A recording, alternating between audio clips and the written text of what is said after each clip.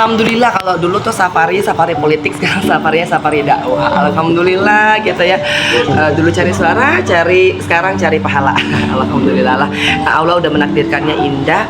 Yang penting tinggal bagaimana tambah-tambahin bersyukurnya. Tapi perjalanannya seperti apa sih akhirnya memutuskan untuk berdakwah?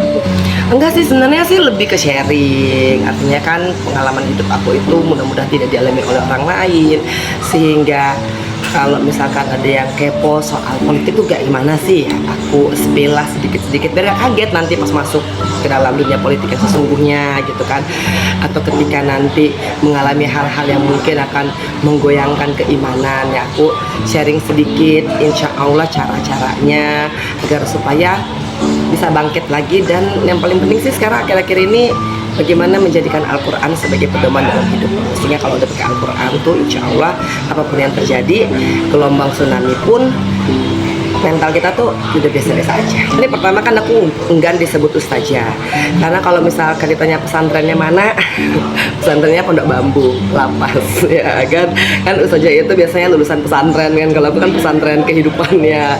Dan alhamdulillah gitu, kalau hanya untuk sharing-sharing sih ayo gitu kan. Saya juga senang untuk memberikan pelukan kepada orang-orang yang saya rasa membutuhkan, dan transfer energi yang positif itu tuh luar biasa bagi aku. Dan mudah-mudahan kan di setiap kajian doa mereka itu buat aku kan berlimpah, malaikatnya lagi banyak, terus doa orang-orang yang baik, sehingga aku selalu meminta untuk mendoakan anak-anak.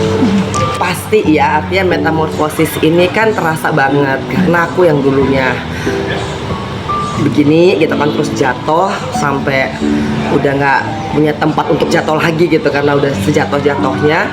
Tiba-tiba ya aku pikir aku bebas, aku nggak tahu mau ngapain gitu. Aku pikir aku yang harus menjadi tulang punggung keluarga, tapi kok kerja apa ya? Ternyata Allah malah memberikan dua sekaligus, ya kan?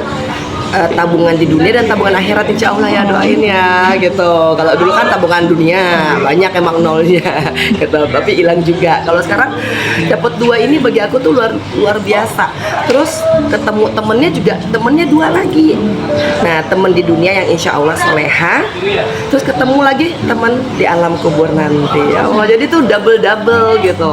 Jadi aku alhamdulillah, terima kasih ya Allah. Terus menambah jus aku yang agak sedikit terlantar karena aku agak banyak jadwalnya safari, sehingga untuk mempertemukan aku dengan guruku, nah itu kan perlu kecocokan waktu. Nah giliran udah ketemu, akunya lupa. Nah jadi itu yang sedang aku memformulasikan. Tapi bagi aku mudah-mudahan sih dengan aku sharing ini itu juga jadi ibadah tambahan. Dan aku memang kalau untuk hafalan begitu kan perlu kekusuhan ya. Jadi paling nggak tuh 3 bulan tuh kita harus ngadem sendiri, nggak boleh diganggu apapun juga. Kalau nggak nanti tiba-tiba dari ini contoh aja ya, dari Al-Baqarah kok bisa loncat ke An-Nisa gitu kan, atau lagi baca Al-Kahfi loh kok tiba-tiba udah surat lain gitu, karena mengacak gitu. Tapi mudah-mudahan lah Allah mudahkan. Yang penting sekarang diberikan kesehatan. Kemarin sempat ngedrop di hari pertama, titik pertama lagi, ya Allah ya Rahman ya Rahim, sementara masih ada 7 titik. Tapi itulah, mudah-mudahan niat baik saya dan juga tim itu berbuah pahala. Mau ada safari itu Mbak, maksudnya di 7 titik? Safarinya mungkin udah berapa titik? Iya, jadi alhamdulillah kemarin baru dari Semarang, ntar ada di Jogja, habis itu aku ke Pekanbaru, habis itu aku ke Palembang. Bismillah, ini tinggal menantikan supaya Kianu bisa ready untuk ditinggal.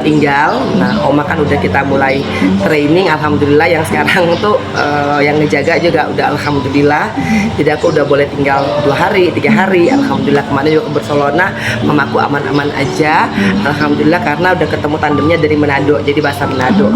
Mungkin dengan safari tersebut kan ngedrop, kenapa sih, mungkin kecapean kah atau perlu adaptasinya kah atau bagaimana nih? Ya karena memang kalau misalkan tidak hanya sharing ya, tapi kan setelah itu kan banyak yang curhat, banyak yang pengen minta foto, nah dan banyak pengen meluk gitu.